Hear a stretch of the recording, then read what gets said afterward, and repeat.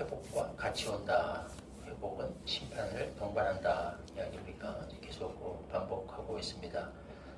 이게 역사적으로 이스라엘에게 역사적으로 임한 하나님의 어떤 회복, 열방에 임한 심판이면서 궁극적으로는 종말의 때에 마지막 때에 일어날 일이다라는 이야기를 우리가 지금 계속 하고 있죠. 오늘 본문에서 보면 더 이게 확실해집니다. 27장 1절에 보면 그날의 여호와께서 견고하고 크고 강한 팔로 날렘뱀 리워야단 옛뱀을 벌하신다. 바다에 있는 용을 죽이실 것이다. 계시록에서 이루어지고 있는 하나님의 그 최후의 심판 이미지를 떠오르게 하는 그런 선언인 거죠. 마침내 그 사단이 하나님의 영원한 정죄를 받고 심판을 받아서 이제 그가 행했던 모든 악에 대한 응당한 보응을 받게 될 것을 말씀하고 계십니다. 이게 궁극적으로 종말의 때에 마지막 때에 일어나게 될 그런 심판과 회복을 말씀하고 있다. 이게 분명해지고 있는 것입니다. 그래서 같은 이야기 계시록도 그렇습니다. 이사야서도 비슷해요. 모든 묵시 문학이 그렇습니다. 보면 사실은 같은 내용이에요. 이걸 우리가 이제 신학적으로는 순환 구조다 이렇게 이야기를 하는데 사실은 말세에 일어나게 될 단순한 그 시나리오를 계속해서 반복해서 다른 이미지로 다른 표현으로 또 예언하고 하는 그런 구조를 띠고 있습니다. 나중에 우리가 요한계시록도 한번 들러보게 되겠지만 그래서 요한계시록에서 많은 사람들이 오해에 빠지는 게 너무 뒤에 뭐 하나가 나오고 뒤에 또 뭐가 나오고 일곱 나팔이 나오고 일곱 대접이 나오고 뭐 자꾸 나오니까 마지막 때 뭔가 엄청난 무슨 일어날 일들이 차곡차곡 하나님이 빼곡하게 적어놓은 시나리오가 있나 보다 싶어서 이제 이거는 뭘 의미하고 요건 뭘 의미하고 요거는 이제 몇 년도에 무슨 일이 일어나고 요건 뭐 자꾸 이제 여기에 집착을 엉뚱하게 많은 오해를 하게 되는데 사실은 그렇지 않아요. 보면 같은 시나리오입니다. 똑같은 일이 반복되는 거를 다양한 이미지와 한 번은 나팔로 한 번은 대접으로 이렇게 같은 내용을 반복하는 거예요. 이사야서도 마찬가지입니다. 지금 계속해서 같은 내용이 반복되고 있어요. 각기 다른 표현과 다른 이미지로 간단하게 마지막 때는 그렇게 하나님이 말씀하시고 계셔요. 하나님의 구원이 반드시 임할 거다.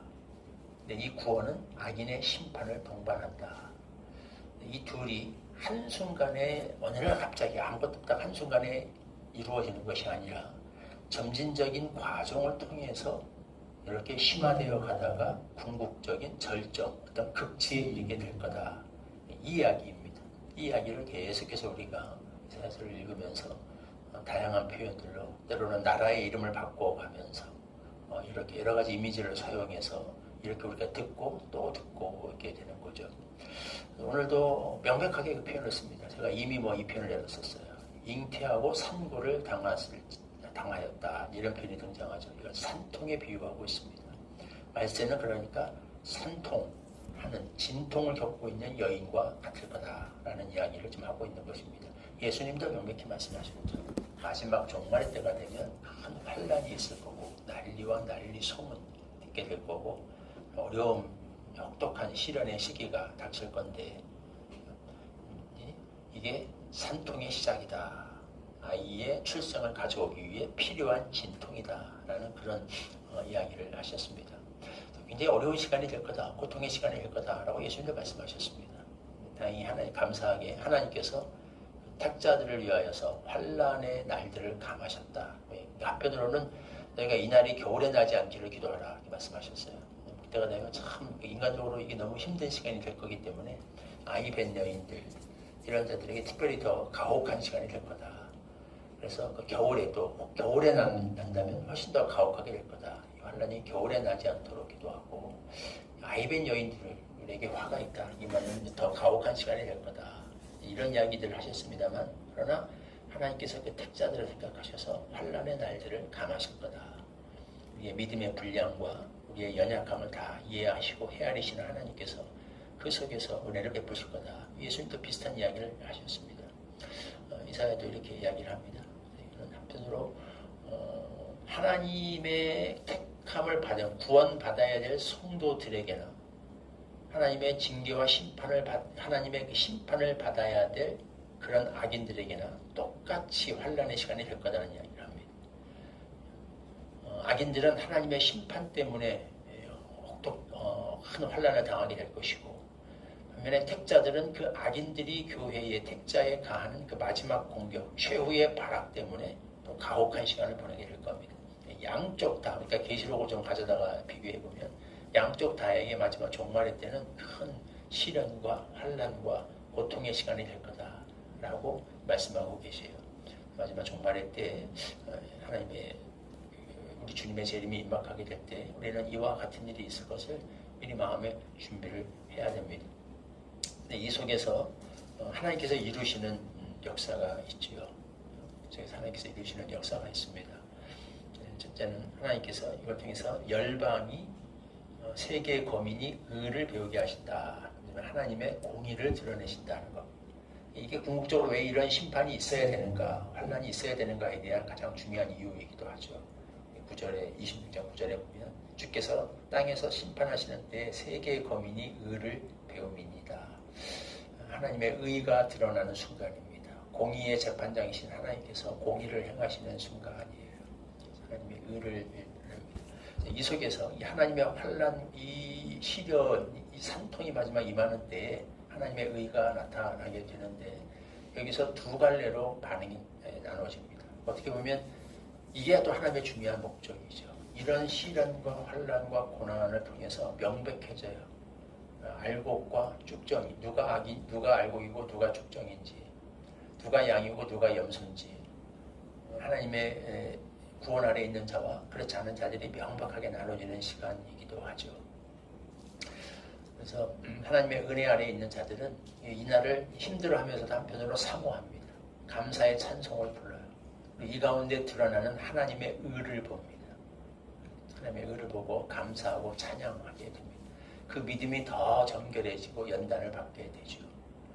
또 한편으로는 이 속에서 잠시 그릇된 길로, 잘못된 길로 벗어났던 그런 택자들이 정신 차리고 주께로 돌아오는 역사가 일어나게 됩니다. 그래서 16절에 보면 주의 징벌이 그들에게 임할 때 그들이 간절히 주를 기도하였다. 그들이 환난 중에 주를 앙모하였고 주의 징벌이 임할 때 간절히 주께 기도하였다. 이런 환난과 어떤 보면 하나님의 어떤 징계를 통해서 이 징계 회초리가 될 수도 있죠. 그래서 신앙이 순수해집니다. 잠시 이 그릇된 길로 갔던, 잠시 이 신앙의 본질을 잃고 곁길로 갔던 이런 자들이 하나님의 은혜 아래 있는 자들은 그 속에서 회개하는 역사가 일어나요.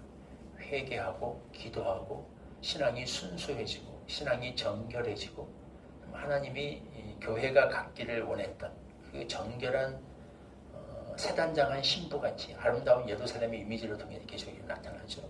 그런 모습, 그런 신앙, 회복된 신앙을 신자들이 갖게 된다는 겁니다. 이게 환난을 통해서 하나님께서 마지막 때에 신자들 가운데 이루시는 역사예요. 그냥 모든 것이 좋고 형통하고 성공하고 평탄하고 이러다가 그냥 구원이 오게 되면 그 속에서 많이 함께 묻혀있던, 도저히 드러나지 않을 것 같았던 이런 가라지와 쭉정이들이 여기서 다 드러나게 되죠. 그래서 여기서 신자들의 신앙이 다 불순물이 빠져나가고 정결해지게 됩니다. 반면에 또 어떤 반응이 나냐면 악인은 이런 하나님의 은혜의 역사 속에서도 의를 배우지 않는다. 10절 은총을 입을지라도 의를 배우지 않고 정직한 자의 땅에서 불의를 행하고 여호와의 위엄을 돌아보지 않는다. 계시록에서 보면 이 짐승의 표를 받은 자들이 끝까지 고통 속에 부르짖으면서도 회개하지 않고 돌이키지 않는다라는 얘기 명백하게 여기 그렇게 나옵니다. 이게 참 비극이죠. 하나님의 은혜 아래에 있지 않은 자들은 그런데 이런 환난 속에서 더 완악해집니다. 더 완악해지고 회개하지를 못해요. 더 악에 갇혀서 더 완악해지고 더 발악을 하고 그들이 왜 하나님의 심판과 영원한 정죄를 받을 수밖에 없는 자들인가 하는 것이 명백해지게 됩니다. 우리가 누가 하나님의 은혜 아래에 있는가 그렇지 않은가를 분별하는 가장 중요한 点 중에 하나가 회개가 가능한가 그렇지 않은가이죠. 신자도 택자도 잘못할 수 있어요. 택자도 죄 지을 수 있고 택자도 방황할 수 있고 택자도 타락할 수 있고 하나님이 기뻐하지 않는 그릇된 길로 갈 수 있습니다. 이런 환난과 어려움과 징계의 때에 하나님의 은혜 아래에 있는 자들은 그 속에서 정신을 차립니다. 회개해요. 돌이켜요. 기도의 자리로 나옵니다. 하나님의 의를 배웁니다. 우리 하나님은 공의의 하나님이시구나. 하나님께서 지금 의를 행하시는구나. 당신의 의를 나타내시는구나. 그 의를 보게 되고 깨닫게 되고 배우게 되고 그 위험 앞에 무릎을 꿇게 되는 일이 일어납니다. 하나님의 은혜 아래에 있지 않은 자들, 계속해서 이게 짐승에게 굴복하고 짐승의 표를 받은 자들이라고 이렇게 얘기하죠. 하나님의 인을 받은 자들이 아닙니다. 하나님께 속하지 않은 자들은 아무리 이런 환난의 때 더 마음이 완악해집니다. 끝까지 돌이키지를 못하고 회개를 하지 못해요. 그래서 하나님의 신학적으로 보자면 이 모든 것은 하나님의 예정하신 주권, 절대적인 주권 아래에 있는 것이지만 그건 하나님께서 신비에 붙이신 것이고 우리 사람 편에서 보자면 그거죠. 내가 하나님의 은혜 아래에 있는가 그렇지 않은가. 내 마음에 내가 어떤 고난과 시련 앞에서 내 안에 회개가 이루어지는가. 하나님께로 내가 돌이키는가. 징계의 회초리를 받을 때 내 마음이 더 완악해지는가. 아니면 거기서 내가 무릎을 꿇고 하나님의 은혜의 자리로 나아가게 되는가. 고난을 통해서 내 마음이 더 강팍해지는가. 아니면 고난을 통해서 내 마음이 더 정결해지고 순수해지고 정화되어지는가. 이게 하나님의 은혜 아래 있는 거예요. 하나님의 은혜라고 생각하면 무조건 만사가 잘 되고 형통하고 기분 좋은 일만 생기고 이렇게만 생각하기 쉬운데 그렇지 않습니다. 진짜 본질적인 은혜는 이런 시련과 환난의 때에 더 명쾌하게 드러납니다. 하나님의 은혜 아래 있는 자인가. 이것이 내 신앙을 정결하게 하고 내 안에서 우리가 감사의 찬송을 나오게 하고 환난의 때에 여호와의 위엄을 보게 되고 환난의 때에 하나님의 영광을 찬양할 수 있게 되고 환난의 때에 여호와의 의와 법도를 배우게 되는 것. 이게 하나님의 은혜예요. 하나님의 은혜 아래 있는 사람들의 특징입니다. 우리가 마지막 종말의 때 구원이 임박하게 될 때 이런 여러 가지 환난이 있게 될 터인데 그러나 이 환난이 오히려 우리에게 더 큰 하나님의 은혜를 깨닫게 하고 은혜를 체험하게 되는 그런 정말 은혜의 통로가 될 수도 있음을 기억하고 그렇게 믿음으로 살 수 있어야 하겠습니다. 이게 은혜 받은 자의 삶이다. 하나님의 은혜 아래 있는 자들의 삶이다. 성경의 종말로는 이것을 우리에게 가르쳐주고 있습니다. 네, 이런 은혜를 우리에게 허락하여 주시기를 기도합니다.